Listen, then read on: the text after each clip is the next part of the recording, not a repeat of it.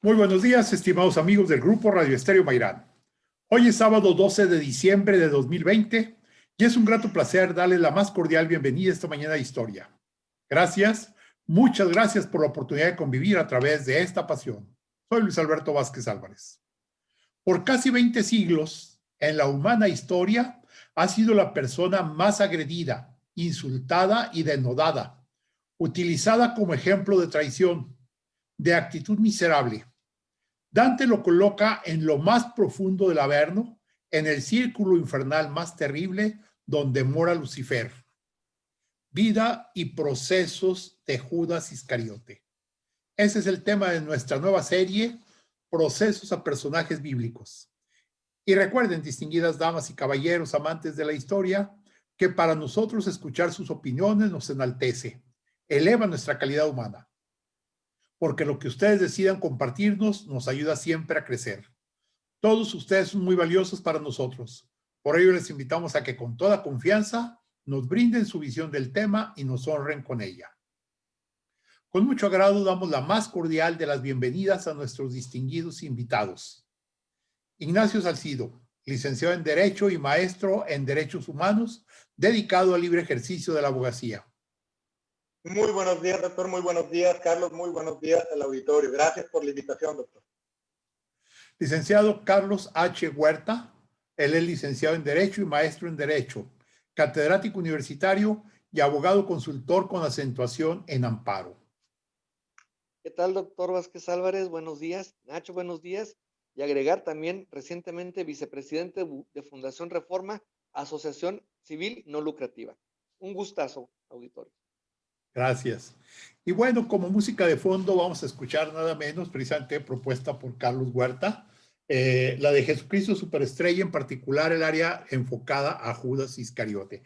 Pues iniciando nuestro diálogo, fíjense que antes de comenzar, cuando estábamos preparándonos para esta grabación, Carlos nos hacía un comentario acerca de posibles situaciones que se pudieran generar porque el tema se podría prestar a cuestiones de carácter, pues digamos, religioso. Sin embargo, pues yo pienso que no es así, pero sin embargo, me gustaría escuchar opiniones. Carlos, ¿querías comentar algo?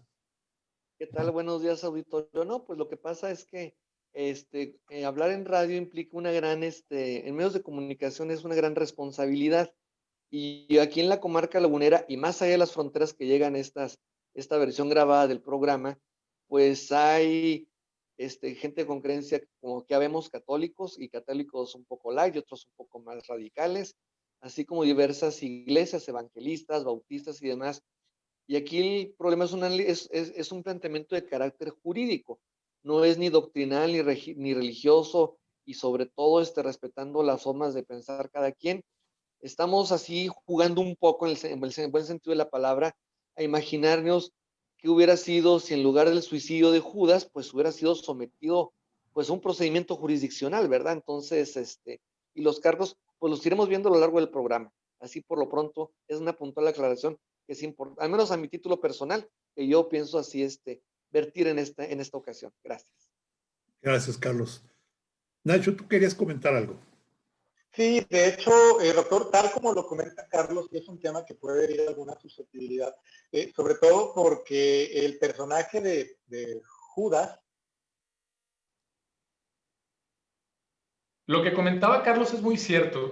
Todo lo que tiene que ver con aspectos religiosos puede darse a interpretaciones que hieran alguna susceptibilidad y sobre todo, pues tratándose de personajes bíblicos. No hay que perder de vista que de Judas Iscariote prácticamente las únicas referencias que se tienen son el Nuevo Testamento y el libro de los Hechos de los Apóstoles.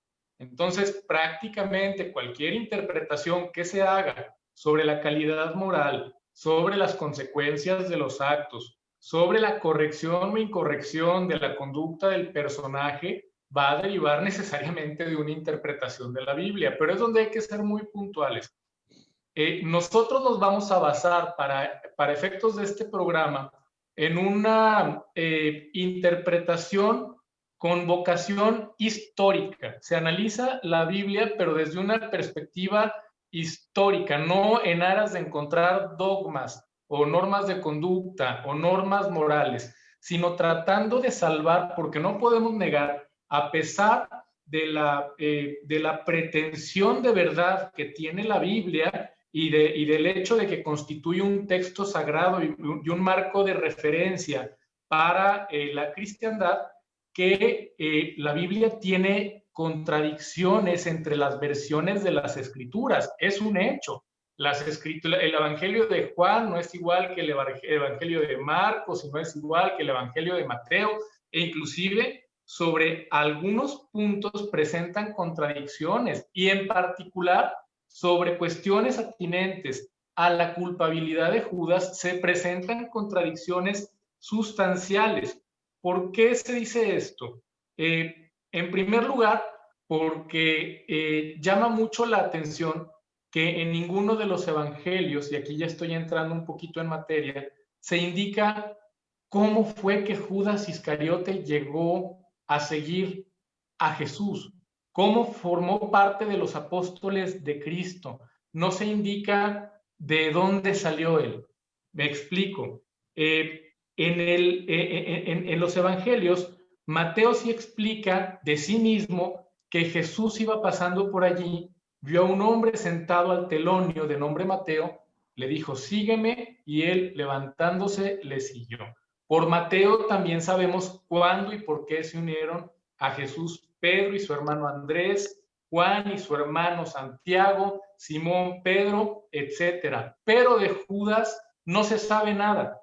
No se sabe cómo llegó, qué oficio tenía, desde cuándo vivía en la zona del lago de Genezaret, que es en donde se desarrollan estos eventos históricos, y ni siquiera se conoce más allá del evento de la presunta o supuesta traición. El personaje de Judas corta, si ustedes analizan los textos bíblicos, en el momento en el que él da el beso de la traición, el beso histórico, y por el que deriva esta frase del beso de Judas, la más alta traición, aquel amigo que realmente da la puñalada por la espalda.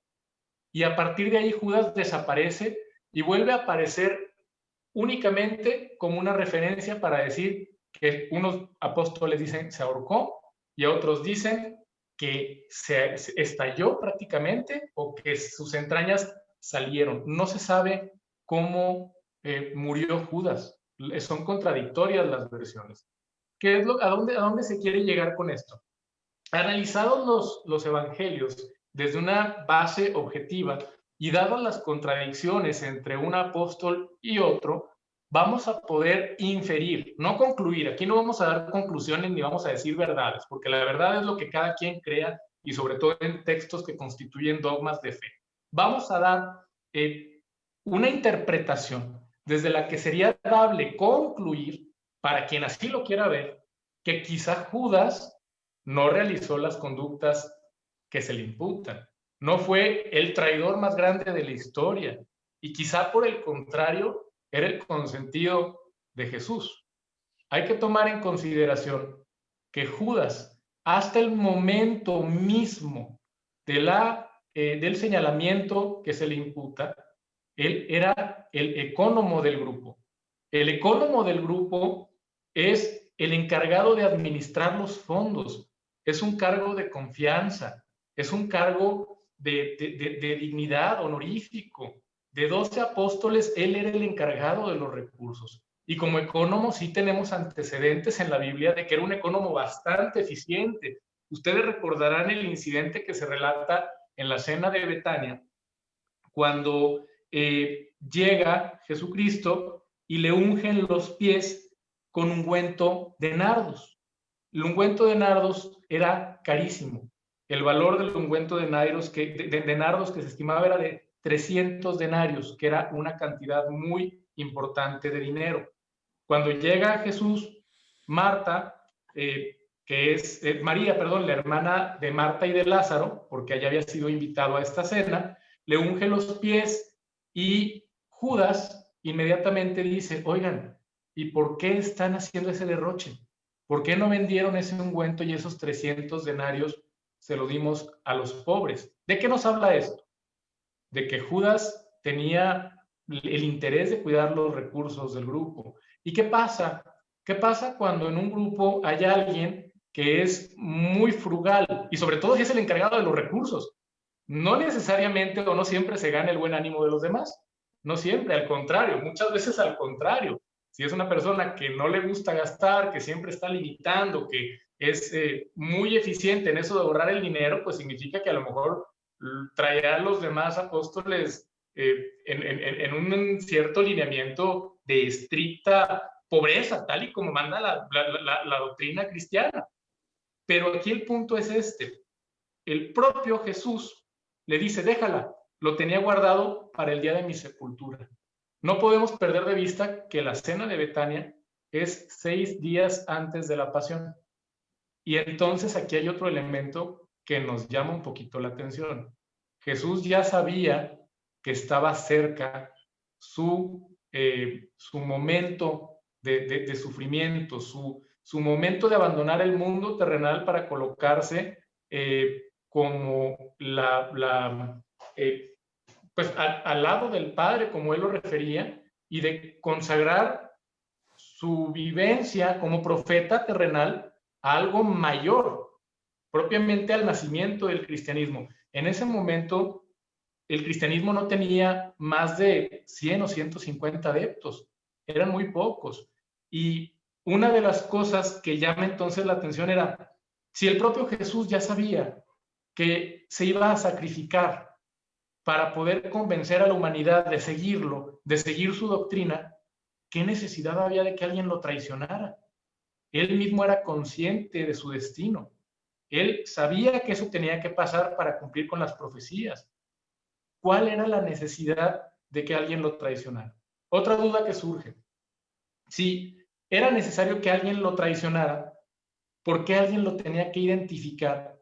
Si al momento de analizar las escrituras, nadie niega que Jesús daba sus prédicas de manera pública. Lo hacía en el templo, a la vista de todos. Jesús era, para el orden de aquella época, era un líder opositor, si se le quiere ver así. Era una persona revolucionaria que estaba generando un cambio de dogma en un estado en el que la religión era la base del orden social. Entonces, ¿cómo puede estimarse como lógico que uno de sus apóstoles tuviera que acercarse a él, besarle la mejilla para que los guardias procedieran a la aprehensión? No sé si a ustedes les suscite alguna duda. 3, siendo Judas el ecónomo del grupo, teniendo acceso a recursos monetarios, ¿por qué tenía que traicionar a su maestro por 30 piezas de plata?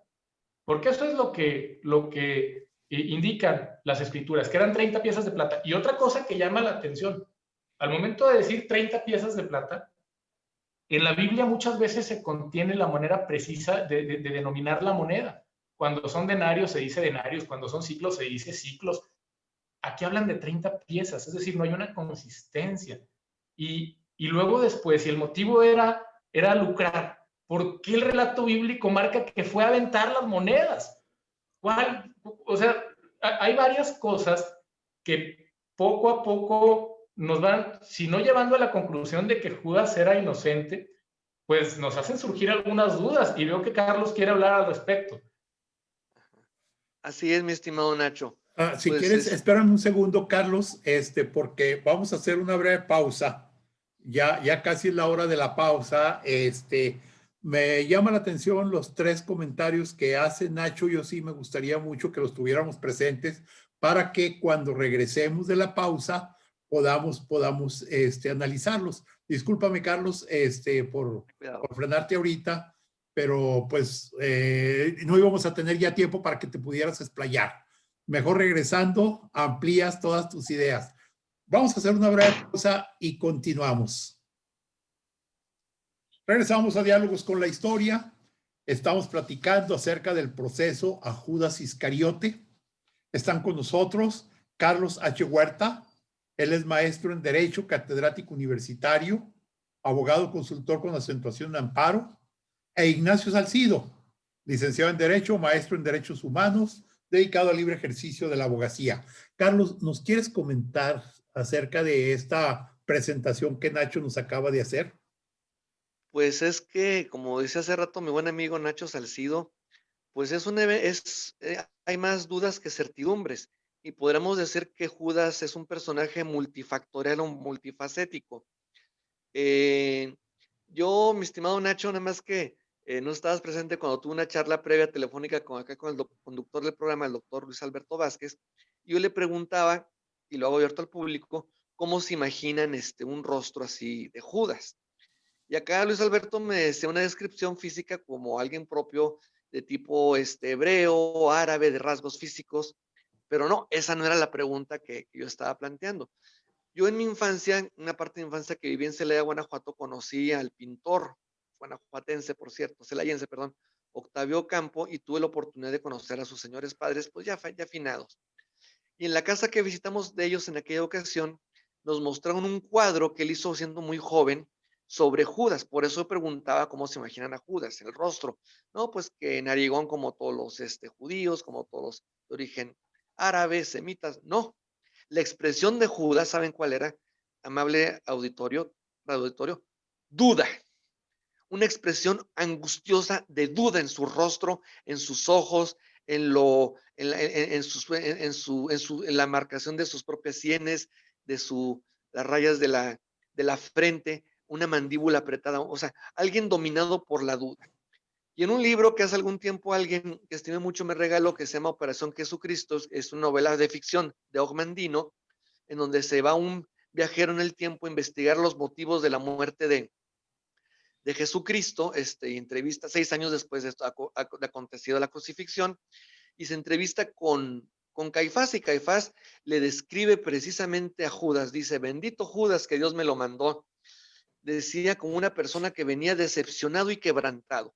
Ahí me centro precisamente, una persona decepcionada.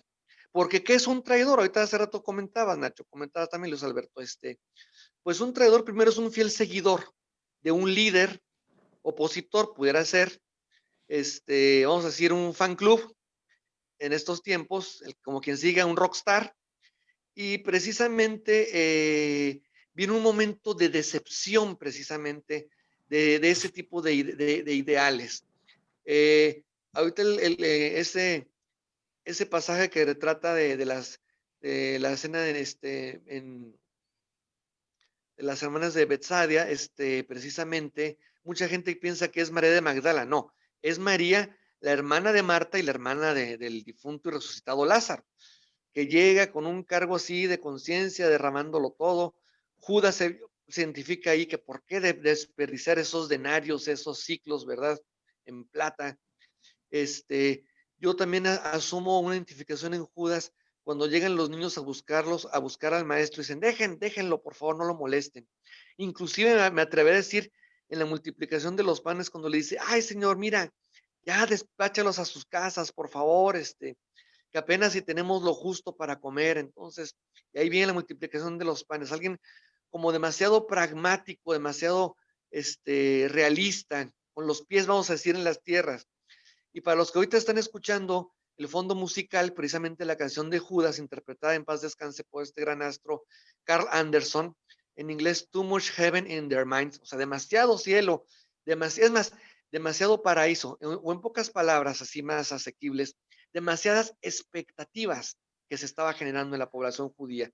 Recordemos que tenían aproximadamente como pues más de la vida de Cristo, unos 40 años de haber sido sometidos bajo la dominación romana, y eso es lo que esperaban, un libertador que les quitara el yugo. Entonces, pues esa decepción, ese quebranto de Judas, especulando un poco, pudiera pensar, pues, cuando llega corriendo a los mercaderes del templo, cuando habla del perdón, de poner la otra mejilla, de amar al enemigo. Entonces, ahí es donde viene esa confusión, esa duda, y Judas actúa pues en consecuencia. Sí, no sé, tiene un dato histórico más o menos. Ahorita Nacho mencionaba de los primeros seguidores de Cristo, como lo relatan Mateo, lo relata Juan.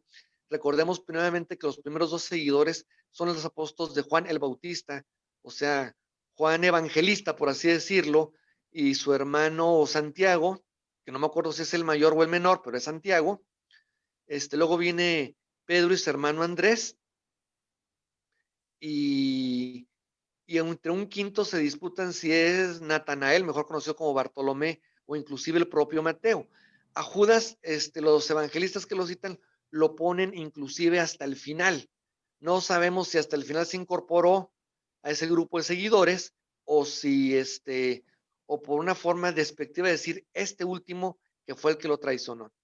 Hay otro evangelio, no recuerdo si es Juan o Marcos, aquí lo tengo, pero no tengo el tiempo suficiente como para hojear el evangelio exacto, que inclusive se multiplican los seguidores y creo que llegaron a ser hasta 72, porque esta docena eran los más principales, los más allegados, vamos a decir, el staff principal, e inclusive los manda a la prédica. Entonces, ahí yo siento que es cuando viene precisamente esa situación dubitativa de Judas Iscariote, que si especulamos un poquito, pues podemos pensar que es más o menos de la misma edad de Jesucristo, 33 o 36 años, no sé, años más, años menos, pero sin duda era precisamente de alguno de los poblados cercanos a donde inició el Señor su peregrinar, ¿verdad? Sí, es muy, muy polémico toda esa situación, no entender un reino como algo terrenal, y cuando se traiciona pienso yo, cuando se traiciona a alguien, pues es una ruptura. No es lo mismo cuando, por ejemplo, que tú renuncias a un trabajo porque no te sientes a gusto, no quiere decir que estés traicionando necesariamente. Tú puedes diferir con un grupo de amigos o un grupo de colegas respecto a ciertos puntos de vista jurídicos, políticos y demás, y por el hecho de pensar diferente no quiere decir que los estás traicionando. Más bien traicionando es decir, bueno, ya no me convence lo que estás postulando, lo que estás diciendo, y me voy con los del bando contrario, con los opositores, ¿verdad? Entonces, yo siento que dentro el alma de Judas, porque a veces dicen, andas como el alma de Judas, pues más que soberbia, más que ira, yo lo diría como una incertidumbre e inestabilidad.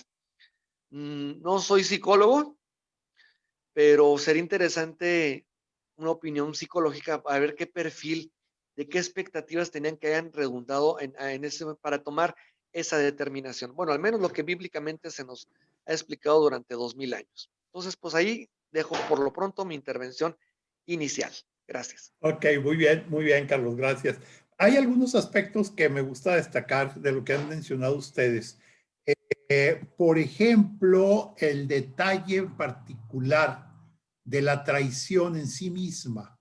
Miren, yo estaba pensando, por ejemplo, así ampliamente, que muchas veces los seres humanos y mismo Cristo lo dice en varias ocasiones, gracias Padre porque has ocultado estas cosas para los muy sabedores, para los doctos, y se las has mostrado a las personas más sencillas. En ese aspecto, por ejemplo, es muy común que la gente busque una explicación, algo que no tiene sentido. Voy a poner un ejemplo lateral para ello. Por muchos años a la Malinche se le consideró una traidora a México. Bien, México no existía en primer lugar. Segundo, la Malinche no era mexica. La Malinche pertenecía a un pueblo que había sido dominado por los mexicas, al que había que pagarle muchos tributos, entre ellos personas para que fueran sacrificados. No sabemos si algún familiar de la Malinche fue entregado a los mexicas para ser sacrificado y se le consideró traidora. En ese mismo aspecto, lo que Nacho nos planteaba hace rato respecto a la actitud de Judas como traidor, pues habría que analizarlo más profundamente, incluso desde los mismos evangelios. Porque me llamó mucho la atención, Nacho, que tú mencionabas el detalle de que 6 días antes, cuando la famosa reunión donde viene que se rompe el frasco aquel del perfume tan caro, es 6 días antes de la pasión, Jesús habla de su muerte. Pero Jesús habla mucho de su muerte. En múltiples ocasiones menciona que él está predestinado a morir y que necesita morir para que pueda venir la salvación. Y eso además aparece en la mayoría de los profetas y no es que en todos. Por lo tanto, el hecho de que Jesús iba a ser entregado para poder salvar a la humanidad tenía que darse de alguna u otra manera. Y el caso de Judas, pues para mí podría ser simplemente el instrumento de esa entrega. Hay en los mismos evangelios, hay varias versiones sobre el tema. Quiero a ver qué opinan de este detalle que no me acuerdo con quién aparece, si con San Juan o con quién, donde dice que Jesús anuncia en la última cena que va a ser entregado. Para algunos historiadores la palabra no es traición, sino entrega, va a ser entregado. Y dice, ¿quién? Le pregunta Pedro, ¿acaso soy yo? ¿Acaso soy yo? Y entonces es cuando dice que aquel con el que moje el pan va a entregarlo, toma un pedazo de pan, lo moja y se lo entrega a Judas. Y el evangelista en ese momento dice que con ese pan ha entrado el demonio en el cuerpo de Judas. Es decir, que Judas se convirtió en un poseso. ¿En qué medida, y aquí les pregunto a ustedes en calidad de abogados, en qué medida una posesión, un acto de un poseso puede ser considerado delito? De hecho, doctor, es muy interesante lo que usted comenta porque precisamente sobre la cena que usted está mencionando hay varias versiones.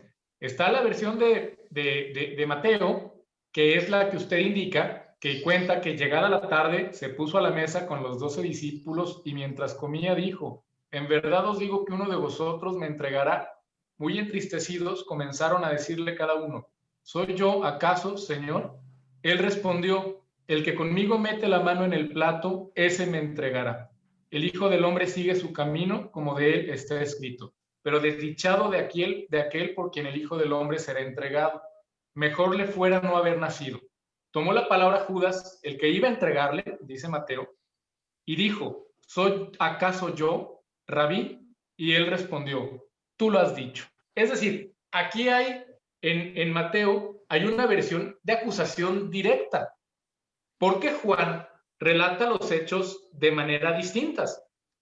Juan da fe de ello y dice, en el momento en el que estaba la cena, le dice Judas a Jesús, lo que has de hacer, hazlo pronto. Y luego Juan sigue diciendo, ninguno de los que estaban a la mesa conoció a qué propósito decía aquello.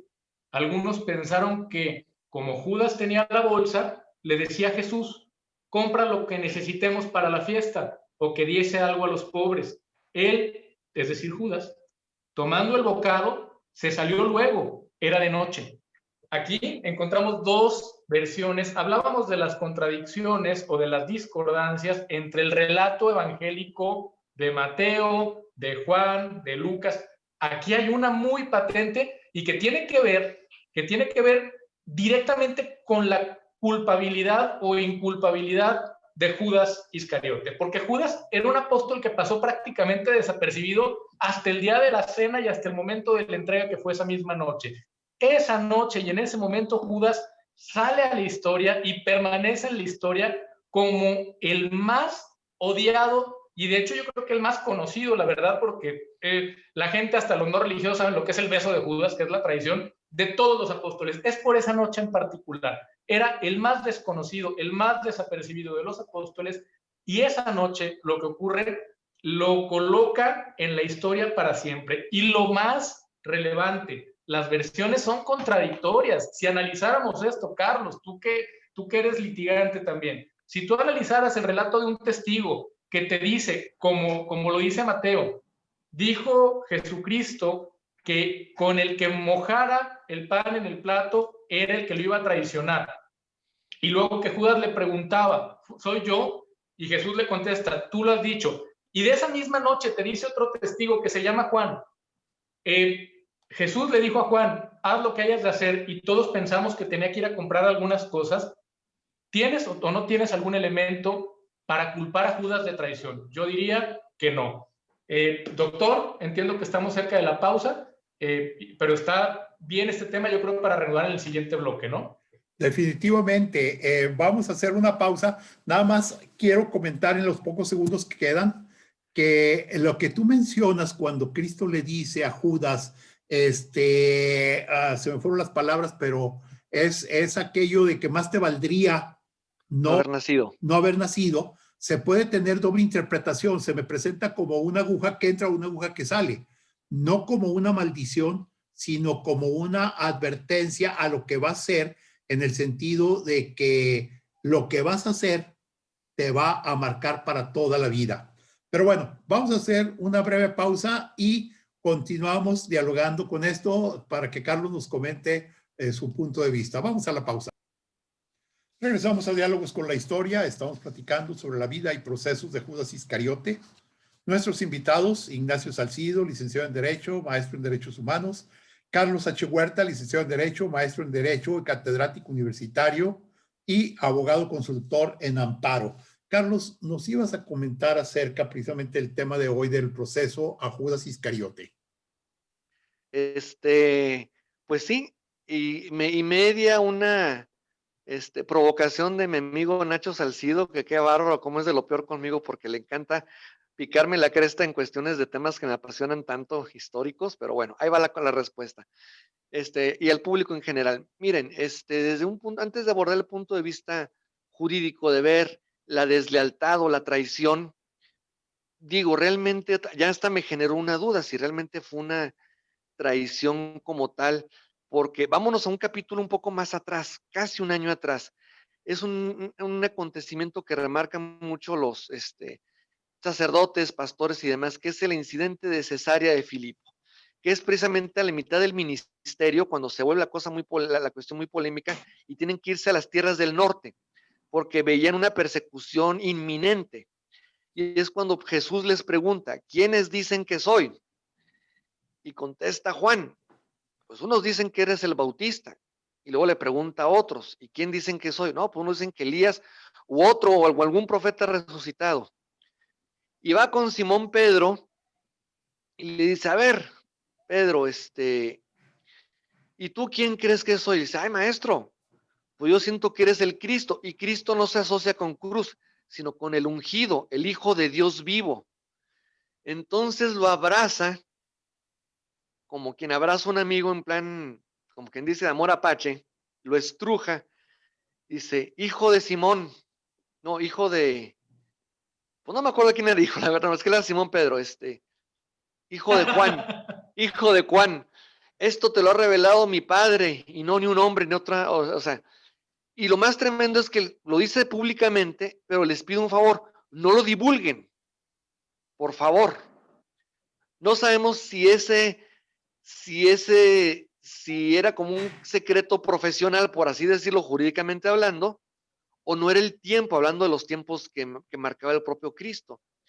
Y si Judas lo hizo en cumplimiento o más que una traición, en cumplimiento a que ya había llegado ese tiempo, dice, lo que tienes que hacer, hazlo ya, es una orden prácticamente, es una advertencia hasta inclusive. Y lo demás, pues acuérdense que los evangelios, pues también son una serie de acontecimientos, también tienen juegos de palabras, son valores culturales de aquella época que no se puede interpretar tan literales. Acuérdense, por ejemplo, de hecho, Mateo, el evangelio de Mateo va dirigido a judíos que no lo conocieron, el de Lucas va a gente pagana, a los alrededores, y ya inclusive el de Marcos se habla. Marcos, históricamente investigado, es pariente, sobrino de Pedro, y va a hacer el evangelio en relatos del propio Pedro. O sea, lo correcto será decir el evangelio de Pedro redactado por la versión de Marcos. Y bueno, pues Lucas ya sabemos que Lucas se asemeja un poco a Pablo, que es el Cristo según Lucas o según Pablo, porque no lo trataron personalmente en vida. Entonces, yo viéndolo desde un punto de vista jurídico penal, pues donde podría colocarse un excluyente del delito del cumplimiento de un deber, se cumple con tu deber de entregarme. Pero ahí el problema, tenemos un problema de tipología. Si era realmente una inducción a un suicidio o instigación, una apología del delito, instigar de alguna manera al Sanedrín, a los sumos sacerdotes, saduceos y fariseos, para que acabaran de convencerse de que tenían que eliminar a Cristo. Cristo sabía cuál era su misión. Él ya sabía lo que venía. Y por eso hablaba cuando eran sus tiempos y cuando no eran sus tiempos. Y se los anunció varias veces. Entonces, desde un punto de vista así penal, pues yo no encontraría, me es difícil encuadrar su intervención si como un inductor o un medio por parte de los autores materiales o instigadores, como puede haber sido el Sanedrín. Me extraña también de alguna manera porque en aquella época la autoridad romana, sobre todo Pilatos, que ya lo dijimos en el programa del proceso a Jesucristo, era un castigado político, entonces es lo que quería mantenerse en el cargo, no tanto en la jurisdicción de Judea, que era una jurisdicción bastante conflictiva, sino simplemente pues que no lo mandaran al abandono político, ¿verdad? Entonces, ahí el tema era más bien, desde el principio yo tengo indicios de que él hasta investigó la conducta de Jesús, y por eso cuando se lo presentan, pues dice, yo no encuentro culpa en este hombre, así como me lo están pintando los fariseos y saduceos. Entonces ahí encontrar esa culpabilidad de Judas. Bueno, ¿qué es la culpabilidad en materia penal? Bueno, pues una aptitud de carácter personal, atendiendo las características del sujeto a quien se le atribuye la conducta delictiva, lo señala el Código Penal Federal, lo señalan los 32 códigos de nuestras entidades federativas en el caso del derecho penal mexicano, y es una actitud de que esa persona se encontraba en condiciones razonables de entender y conocer, porque esa es una conducta dolosa, conocer y querer y aceptar las consecuencias de la conducta que está realizando. Conociera a fondo o al menos superficialmente si esa conducta estaba tipificada como un delito, como una conducta de carácter penal. Entonces, esa culpabilidad de por sus circunstancias personales, desconocemos a qué se dedicaba el señor Iscariote.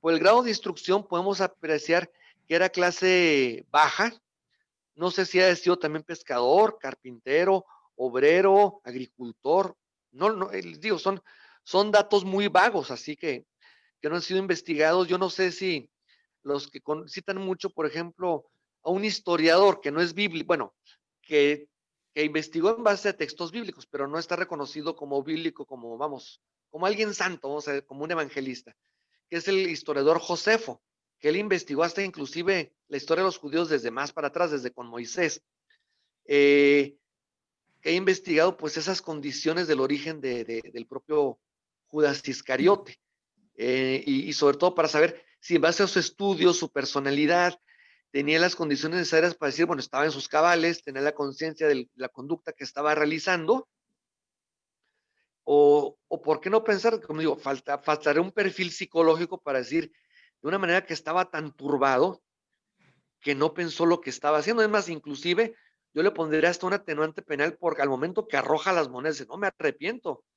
Es que yo quería que lo castigaran, que le dieran un escarmiento, pero no que lo mandaran a la pena de muerte. Entonces es un conflicto interno. Ya les digo, ese libro que mencionas tú, Nacho, del Evangelio según Judas, se hablan leyendas, ya se vuelve semilegendario, que no murió, bueno, que no se suicidó, más bien dicho, que inclusive vivió con un cargo de conciencia, que inclusive cuando se estuvo en agonía y cuando se empezó a descomponer, empezaron por descomponerse sus partes vergonzosas, así dice algunos textos que yo también he leído por ahí. Pero la verdad, una verdad histórica, que es lo que ahora se maneja en términos procesales, o el esclarecimiento de los hechos, pues nada más nos queda como un poco más confuso. Claro, los que profesamos una religión judeo-cristiana, católica o al menos cristiana, nos hace que lo comprendamos los evangelios no desde un punto de vista histórico, sino desde una fe. Y es por eso que en este programa, respetando esa fe, estamos abundando un poco pues, en los aspectos históricos y cómo pueden haber repercutido en el ámbito jurídico. Y por lo pronto, bueno, pues aquí cierro esta parte de mi intervención. Gracias, Carlos. Adelante, Nacho.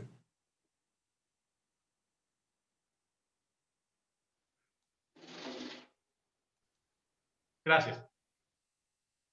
Sí, doctor, yo le quería comentar a modo de conclusiones. Hay varios puntos que se deben de tomar en consideración. ¿Cuál era el móvil de Judas para traicionar a Jesús? No se tiene un móvil moral, no se tiene un móvil monetario, porque el soborno que se indica que le fue pagado no era un aliciente para esas situaciones. Él tenía acceso a los recursos por ser el economo del grupo. En segundo lugar, el hecho de que Judas haya entregado, vamos a suponer que lo entregó a Cristo, no podría más bien obedecer a una altísima lealtad del apóstol a su maestro. No hay que olvidar que en el momento de la aprehensión el resto de los apóstoles, salvo 3, huyen de plano, huyen, está documentado en los evangelios. Inclusive de los que se quedaron, hubo algunos, ustedes saben, Pedro lo negó 3 veces antes del amanecer. Lo negó. Y en cambio Judas, vamos a suponer que era el apóstol de mayor lealtad porque era el que tenía la confianza para administrar los recursos. Él entregó, pues, hasta donde se sabe, su vida y su reputación por los siglos de los siglos para cumplir con los objetivos de Cristo. Él en todo momento habría observado una lealtad absoluta a su maestro porque se tenía que hacer esta entrega como cumplimiento de las profecías, pero si es que se hizo, porque insistimos, los evangelios se contradicen.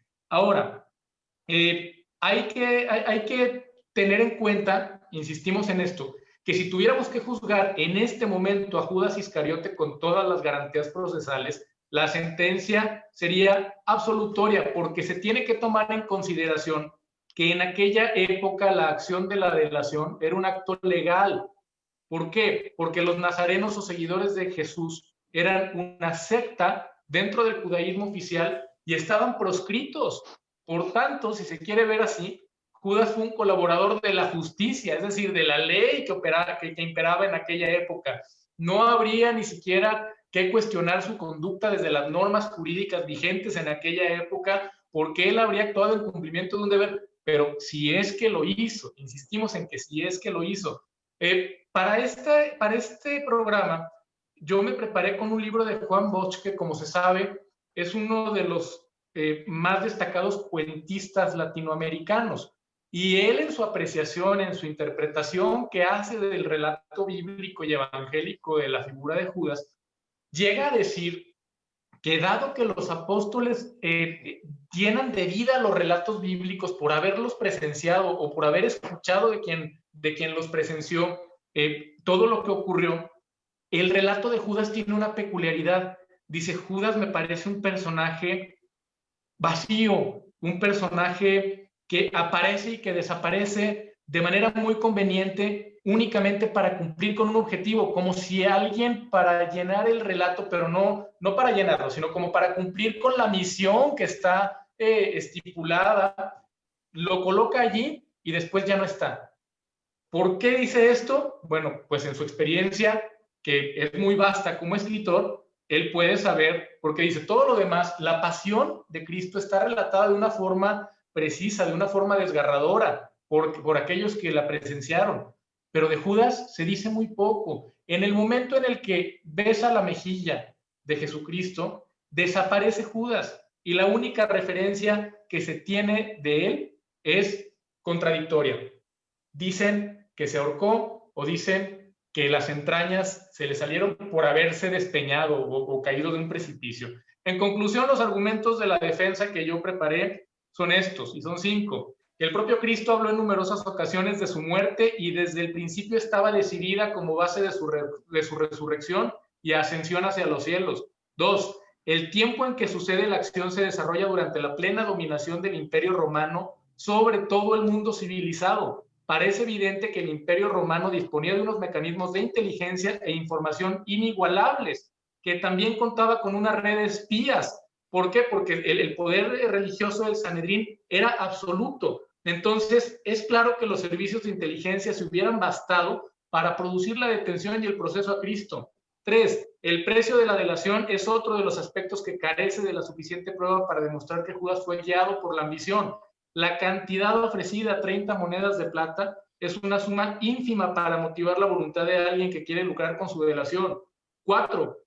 Solo 2 testigos coetáneos hablan del incidente. Los demás son de referencia. Mateo menciona el acto de la traición con carácter genérico. Juan, el gran acusador, era parcial. Juan siempre tuvo animadversión por Judas. La animadversión venía inclusive del resto de los apóstoles, doctor, porque como se sabe, Judas era el único que no era Galileo. Los demás eran galileos. Él era de Queriot. Él era judío. Y 5, la lectura de los evangelios con fines de revisión histórica no es tarea fácil. Marcos y Lucas se copian entre sí y ambos están basados en Mateo. Entonces, desde una perspectiva estrictamente objetiva, y si vamos a analizar los textos bíblicos, que son los únicos elementos que se tienen para conocer la conducta que llevó a Judas a ser catalogado como el peor traidor de la historia, pues nos lleva a múltiples contradicciones, y dado que únicamente son pruebas testimoniales, si se le quiere ver así, no hay elementos para decir que Judas haya cometido el acto de la traición al que se refiere. Inclusive, cuando llega el momento de la traición misma, que es el beso de Judas, el propio Jesús pone en boca de Jesús estas palabras: amigo, ¿a qué vienes? Uno de los autores de los evangelios dice, Judas, con ese beso entregas al Hijo del Hombre, pero otro menciona que Jesucristo dijo, amigo, ¿a qué vienes? Entonces, en este último momento, que es el que catapulta a Judas a los avernos de la historia, también hay contradicción, y desde uno de los relatos del evangelio no se está hablando de una traición. El propio Jesús no sabía a qué iba Judas, no hay esa acusación de traición, y Judas había abandonado la cena, se supone, para ir a comprar cosas para la fiesta de Pascua. ¿Y qué pasa si se encontró esta turba y quiso ir con su maestro a apoyarlo? Y Cristo le dice, amigo, ¿a qué vienes? ¿Para qué vienes a exponer? Está esta turba aquí. Entonces, hay muchos elementos que nos llevan, si no a concluir a la absolución de Judas, sí a poner muchísimas dudas sobre su culpabilidad. Pues muchísimas gracias a ambos, muy interesante. Realmente creo que es para meditar, y más en esta época en que estamos en posibilidades de tener tiempo para meditar. Pues el tiempo se nos acabó. Muchas gracias, Ignacio Salcido. Muchas gracias, Carlos H. Huerta. Gracias a ambos. Nos vamos para la próxima semana. Tenemos el programa de el juicio al rey David. Y bueno, déjenme nomás mencionar lo siguiente. La señora Yeye Romo nos hizo favor de regalarnos unos libros que se llaman El sueco que se fue con Pancho Villa, de Adolfo Arrioja Vizcaíno, que se encuentra en Grem. Si usted gusta y quiere alguno de estos libros, con mucho gusto, si llama al 871-711-0260, ahí podrá recibirlo. Carlos, Nacho, muchísimas gracias. Nos vemos el próximo sábado, si Dios quiere. Gracias, doctor. Gracias, doctor. Nos vemos, Nacho. Gracias. Hasta a luego, mi compañera Claudia Martínez Martel, la coordinación general, a Roberto Ríos en la dirección de grabación, y a ustedes, amigas, amigos, los esperamos el sábado 19 de diciembre con el tema Juicio al Rey David. Muchas gracias, muy buenos días, feliz fin de semana.